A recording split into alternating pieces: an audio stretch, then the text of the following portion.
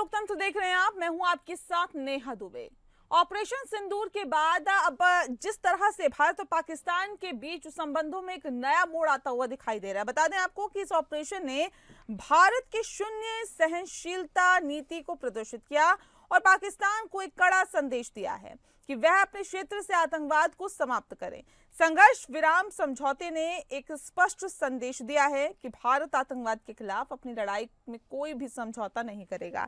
इस समझौते के साथ ही भारत ने अपनी सैन्य क्षमता और आतंकवाद के खिलाफ लड़ाई करने की अपनी प्रतिबद्धता को प्रदर्शित किया है। जब अब भारत और पाकिस्तान के बीच संघर्ष विराम समझौता हुआ, जिसमें दोनों देशों ने अपनी सैन्य कार्रवाई रोकने पर सहमति जताई है और आतंकवाद के खिलाफ कार्रवाई की जिम्मेदारी बढ़ी है। भारत ने स्पष्ट किया है कि आतंकवाद के खिलाफ अपनी लड़ाई जारी रखेगा और आतंकवादी बुनियादी ढांचों को नष्ट करने के लिए आवश्यक कार्रवाई करेगा।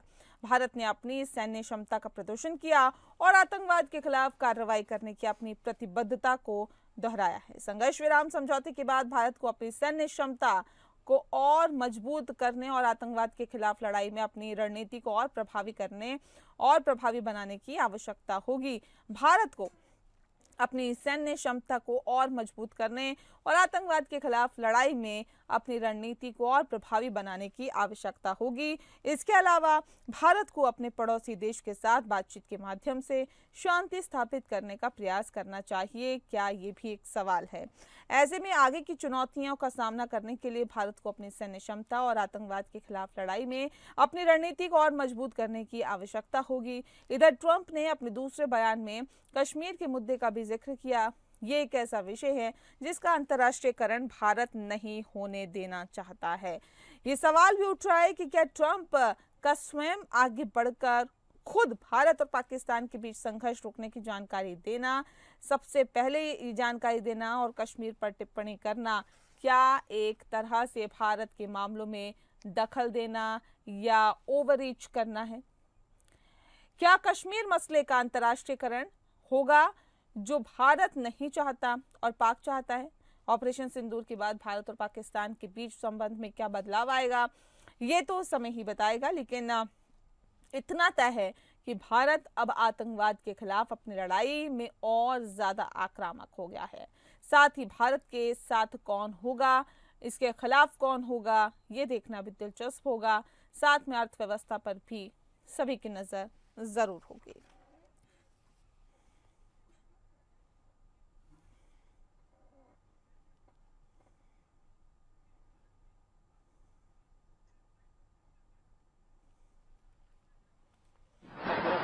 भारत पाकिस्तान संघर्ष विराम साथ ही भारत का एक मजबूत संदेश है। जंग के बाद की चुनौतियां, आतंकवाद के खिलाफ जंग आक्रामक होगी। क्या कश्मीर मसले का अंतर्राष्ट्रीयकरण होगा, ये एक बड़ा सवाल है।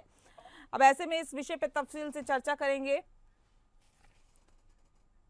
खास मेहमान हमारे साथ मौजूद है, उनसे आपका परिचय करा देते हैं। इस वक्त हमारे साथ मेजर जनरल नीलेंद्र कुमार जी हैं, रक्षा विशेषज्ञ है। सर बहुत बहुत स्वागत है आपका। हमारे साथ कर्नल दिनेश शर्मा जी जुड़ गए हैं, रक्षा विशेषज्ञ हैं। सर आपका भी बहुत बहुत स्वागत है। दिनेश जी, इस खास कार्यक्रम की शुरुआत मैं आपके साथ ही करती हूँ। इसे किस तरह से देखते हैं सर, क्योंकि ऑपरेशन सिंदूर के बाद भारत और पाकिस्तान के बीच जो संबंध हुए इसमें एक नया मोड़ आया है और उसके बाद अब ये भी कहा जा रहा है कि कश्मीर का अंतर्राष्ट्रीयकरण करना चाहता है अमेरिका। कैसे देखते हैं इसे? और सबसे बड़ा सवाल ये भी है सर कि खुद ट्रंप का आगे बढ़कर सीज फायर की घोषणा कर देना कि भारत और पाकिस्तान के बीच सीज फायर हो गया, ये कहां तक सही था? नेहा जी सबसे पहले तो मैं ये कहना चाहूंगा कि अभी हमारे और पाकिस्तान के साथ किसी प्रकार का कोई संघर्ष विराम संधि या समझौता नहीं हुआ है। ये पाकिस्तान का डीजीएमओ था, वो गिड़गिड़ाता हुआ हमारे डीजीएमओ साहब के पास आया और उन्होंने उनसे रिक्वेस्ट किया कि जितने भी एयर और ग्राउंड ऑपरेशन है उनको रोक दिया जाए। हमने उसकी बात को माना है और हमने आज की तारीख के अंदर जो है एयर ऑपरेशन और मिलिट्री ग्राउंड फोर्सेस के ऑपरेशन को हमने रोक दिया। उसके पीछे भी एक कारण था। हमने जो है अपने objective public aim, political, military और साइकोलॉजिकल एम जो है हमने अचीव कर लिए हुए थे। जो हमारे प्रधानमंत्री साहब ने कहा था कि कल्पना से परे हम दंड देंगे और आतंकवाद को मिट्टी में मिला देंगे, तो वो हमने कर दिया। 9 टेररिस्ट कैंप को हमने मिट्टी में मिला दिया। उसके बाद जो है हमने पाकिस्तान ने सपने में भी नहीं सोचा होगा कि भारत जो है उसके अंदर इस प्रकार की डीप स्ट्राइक करेगा और पाकिस्तान के मेनलैंड को भी टारगेट करेगा। हमने 11 एयर बेसिस जो है उनको काफी नुकसान पहुंचाया है। मैं यहाँ पे एक बात मेंशन करूंगा कि क्यों पाकिस्तान भागा गया अमेरिका के पास और बाकी देशों के दरवाजे खटखटाने लगा कि अब इस युद्ध को रोका जाए, क्योंकि ये जो सबसे इम्पोर्टेंट उनका एयर बेस था नूर खान बेस, जो कि रावलपिंडी में है, वो उनका एक एयर कमांड प्लानिंग सेंटर है। रावलपिंडी के अंदर ही उनका GHQ है, नवल हेडक्वार्टर है और एयर हेडक्वार्टर है, और उससे 10 किलोमीटर दूर इस्लामाबाद जो कि पॉलिटिकल सेंटर है। इसके साथ साथ हमने सरगोदा एयरबेस के ऊपर भी अटैक किया, और as per the media report जो खबरें निकल कर आ रही हैं, सरगोदा के पास है एक किराना हिल, जिसके अंदर कहा जा रहा है कि उनके न्यूक्लियर एसेट्स हैं। तो जिस समय उन्हें खतरा लगा कि भारत उनको और नुकसान पहुंचाएगा, तो पाकिस्तान जो है अमेरिका के पास गया। अब आ जाती है अमेरिका की भूमिका। हमें समझ में नहीं आ रहा कि ये डायरेक्ट हमारे अंदरूनी मामलों के अंदर जो है अमेरिका ने इस बार पहली दफा है कि डायरेक्ट दखल दिया है।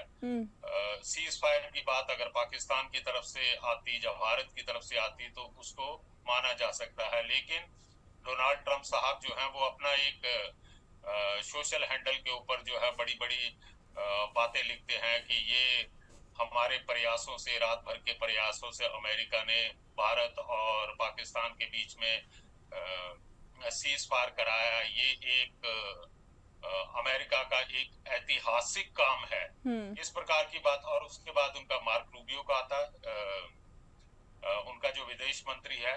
तो मेरा ये मानना है कि ये एक प्रकार से हमारे कामों के अंदर दखल अंदाज है। दूसरी बात है, डोनाल्ड ट्रंप ने अपने पिछले टेन्योर के अंदर एक बार कहा था कि मैं कश्मीर का मसला सुलझाने के लिए मैं मध्यस्थता कर सकता हूं अगर दोनों देश तैयार हों। लेकिन इस बार जो स्टेटमेंट आई है डोनाल्ड ट्रंप की, उसने कहा कि हम कश्मीर का मसला हल करेंगे।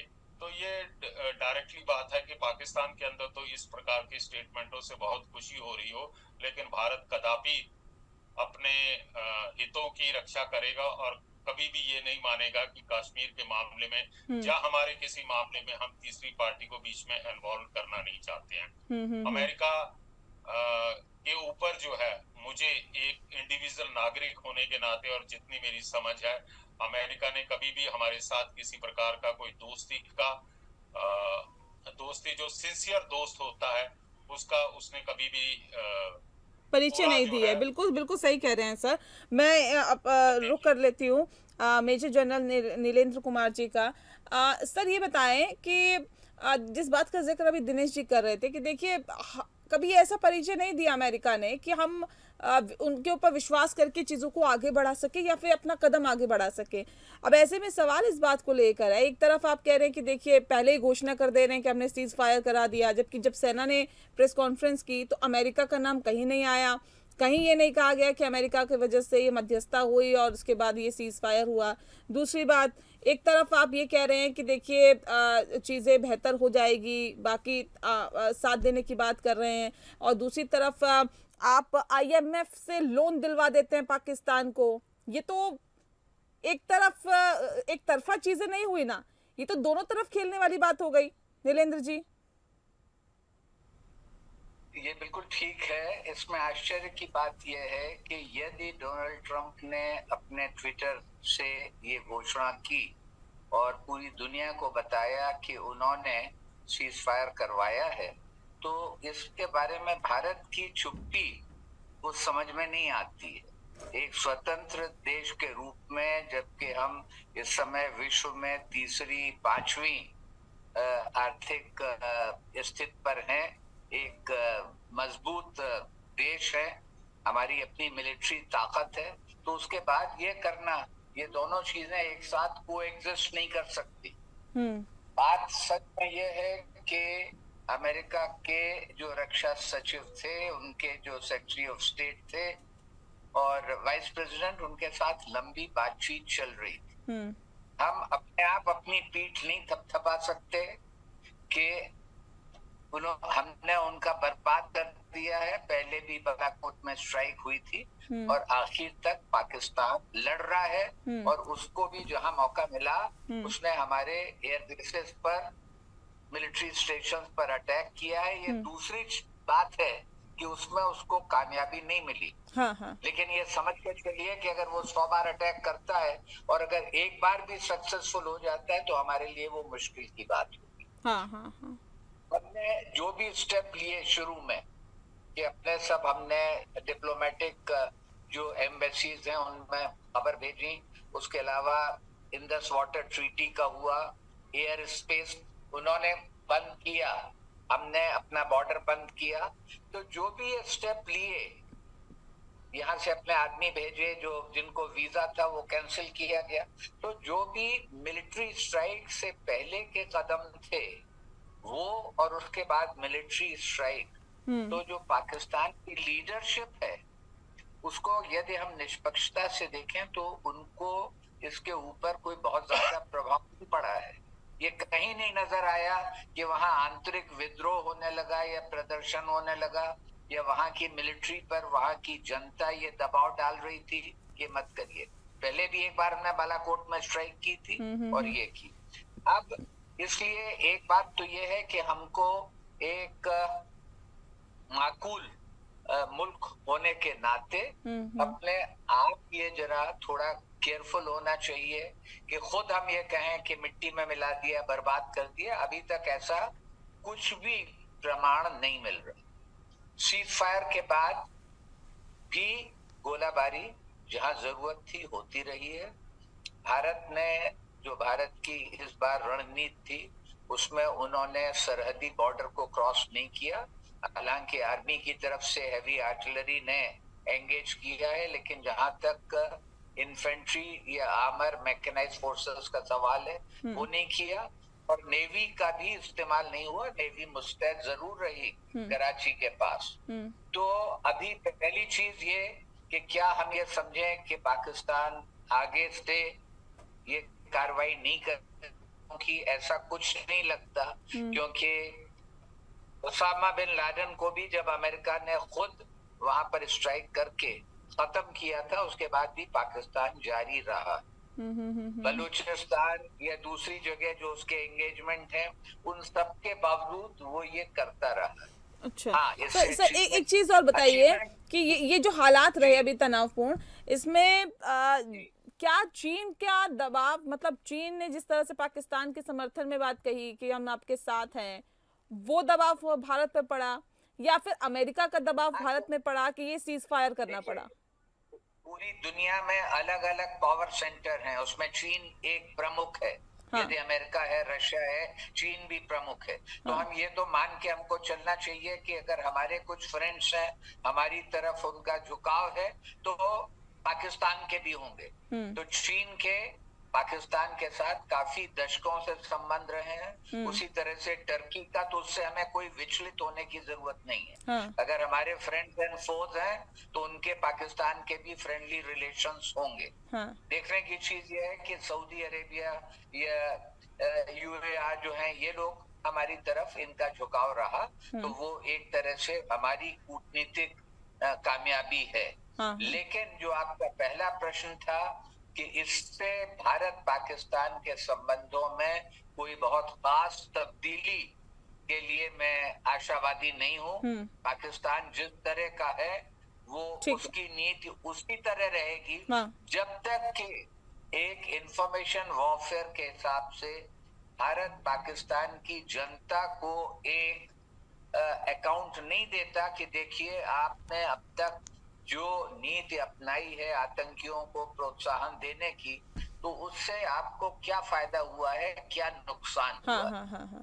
बिल्कुल, ये समझने की जरूरत है सर। मैं सर लौटती हूँ सर, अभी दिनेश जी का मैं रुक कर लेती हूँ। दिनेश जी, सवाल इस बात को लेकर है, देखिए इस तनावपूर्ण माहौल से किसको क्या मिला? दरअसल अगर हम ये आकलन करने बैठे कि भाई किसको क्या मिला, तो भारत को क्या मिला? अमेरिका ने तो अपने टैरिफ हटवा लिए, वो तो हर तरफ से अपनी वाहवाही लूट रहा है। पूरी तरह से पैनी नजर बनाए हुए था। चीन को क्या मिला, पाकिस्तान को क्या मिला, किसको क्या मिला, क्या आकलन है आपका? मैडम देखिए, सबसे पहले तो मैं अमेरिका की बात कर लेता हूँ। अमेरिका का जो प्रेसिडेंट है वो अपने चुनावी दौरों के दौरान कहता था कि जैसे ही मैं प्रेसिडेंट बन जाऊंगा, मैं एक हफ्ते के अंदर या एक महीने के अंदर जो है सब जगह के ऊपर युद्ध विराम लागू करवा दूंगा। अभी तक तो उन्होंने मिडिल ईस्ट के अंदर कुछ नहीं कर पाए हैं, अभी रशिया और यूक्रेन के अंदर कुछ नहीं पाए हैं। तो उन्हें अपनी एक प्रकार की साख और अपनी खुद की इमेज ओवर बनानी थी, और इसलिए जो है उन्होंने 5:30 बजे जो है पूरे दुनिया के सामने जो है डंका बजाया कि ये अमेरिका की एक ऐतिहासिक विजय है कि उसने सीज फायर करवा दिया अमेरिका और सॉरी भारत और पाकिस्तान के साथ। चाइना का, अब चाइना का इंटरेस्ट ये आ जाता मैडम, चाइना चाहता था कि ये जल्दी से जल्दी जो है युद्ध विराम हो जाए, क्योंकि चाइना ने जो है 68 बिलियन डॉलर की जो इन्वेस्टमेंट है वो किया, वो उसके बारे में चिंतित था। दूसरा जो है चाइना जो है पूरे वर्ल्ड के सामने एक्सपोज हो रहा था, जिस प्रकार से उसका वेपन सिस्टम जो है धाराशाही हो रहा था, चाहे वो एयर डिफेंस सिस्टम है HQ-9 है, जो उसकी PL-15 मिसाइल हैं, या जो बाकी उनके अर्ली वार्निंग रडार्स हैं। तो जब उसके वेपन्स की जो टेस्टिंग हो रही थी, ये फर्स्ट टाइम टेस्टिंग हो रही थी वर्ल्ड के सामने, तो उसकी इमेज खराब हो रही थी, ताकि बाकी लोगों को भी पता चल रहा था कि चाइना किस प्रकार का वेपन सिस्टम तैयार करता है। तो वो अपने बढ़ती हुई शर्मिंदगी को रोकने के लिए वो भी चाहता था जल्दी से जल्दी हो जाए। और दूसरा जो है पाकिस्तान, चाइना ने जो है इनडायरेक्टली जो पाकिस्तान के लिए अपने जो मीडिया है उसका ग्लोबल टाइम्स है, जियांग ANI है, वो उसको इस्तेमाल किया पाकिस्तान की आर्मी के लिए एक मेगाफोन की तरह, और पाकिस्तान का नैरेटिव, पाकिस्तान की इंफॉर्मेशन जो है वो वर्ल्ड लेवल के ऊपर फैला रहा था। साथ के साथ इसके टर्की भी यही कर रहा था, जो अंकारा के अंदर उनका TRT वर्ल्ड है। तो इस प्रकार से ये पाकिस्तान के साथ थे। अब आ जाता है हमारा सवाल, ये हमने क्या पाया? हमने अपनी नई स्ट्रेटजी बनाई, हमने अपनी डिप्लोमेसी को थोड़ा बदला। आज से पहले क्या होता था दुबे मैडम, चाहे वो 2001 हो, पार्लियामेंट अटैक हो, 26/11 हो, या कंधार के अंदर जो हमारा IC-814 था उसको हाईजैक करते थे, तो हम लोग क्या करते थे? हम लोग इंटरनेशनल बॉडी के पास जाते थे, बताते थे देखो पाकिस्तान ये कर रहा है, वो कर रहा है, ऐसे कर रहा है, ये कर रहा है। लेकिन इस बार हम इंटरनेशनल बॉडी के पास जाने से और उनकी तरफ से किसी प्रकार की स्टेटमेंट आने से पहले ही जो है हमने रिटेलिएटरी एक्शन लिया, और हमने कहकर किया कि हम आतंक को खत्म करेंगे। हमने उनके टारगेट्स को जमीन में मिलाया है, जो कि हमारी डिफेंस की प्रेस कॉन्फ्रेंस के दौरान जो है उन्होंने पूरे प्रूफ के साथ दिखाया है। तो ये कहना बिल्कुल ही गलत होगा कि हमने पाकिस्तान को कुछ नहीं किया, 11 एयर बेसिस के ऊपर किया। साइकोलॉजिकली जो हमने उसके ऊपर अफेक्ट डाला है, जो उसके दिमाग में मिथ होता था कि भारतीय सेना जो है सिर्फ रिएक्ट करेगी LOC के अंदर, लेकिन इस बार जो है हम पाकिस्तान के हार्टलैंड, चाहे वो पंजाब है या और प्रांत है उसके, वहां पर जाके हमने जो है डीप स्ट्राइक की है। तो ये एक प्रकार से साइकोलॉजिकल इफेक्ट है कि हम घर में भी घुस के मार सकते हैं। मिलिटरीली हमने प्रूव कर दिया कि हम आपके देश के हर कोने के अंदर डीप स्ट्राइक कर सकते हैं, हम जिस समय चाहें हम रिटेलिएट करेंगे। और हमने ये एक और जो स्ट्रॉन्ग मैसेज दे दिया हुआ है कि अगर आज के बाद किसी प्रकार का टेररिस्ट एक्ट होता है भारत की जमीन के ऊपर, it will be considered as an act of war. लेकिन यहाँ पर ये बातें खत्म नहीं होती। अब हमारी खुफिया एजेंसी को ज्यादा ध्यान देना पड़ेगा। ये जो हमारे ओवरग्राउंड वर्कर हैं, जो स्लीपर सेल है, और इसके साथ साथ जो है हमें बांग्लादेश के ऊपर भी ज्यादा नजर रखनी पड़ेगी हमारी खुफिया एजेंसियों को, क्योंकि ISI वहां से किसी न किसी प्रकार की जो है टेररिस्ट एक्टिविटीज हमारे नॉर्थ ईस्ट के अंदर, बिल्कुल सर, चौतरफा निगाहें रखनी पड़ेगी, नजर रखनी पड़ेगी, और ज्यादा सतर्क रहना पड़ेगा एजेंसीज को भी, और खुफिया जानकारी जुटाने यहाँ पर पड़ेगी, क्योंकि अगर आप सतर्क नहीं रहेंगे तो दुश्मन कहीं से भी आप पर अटैक कर सकता है। बहरहाल बहुत शुक्रिया आप दोनों मेहमानों का हमारे साथ इस खास चर्चा में शामिल होने के लिए। लोकतंत्र में फिलहाल के लिए इतना ही। मुझे दीजिए इजाजत। नमस्कार।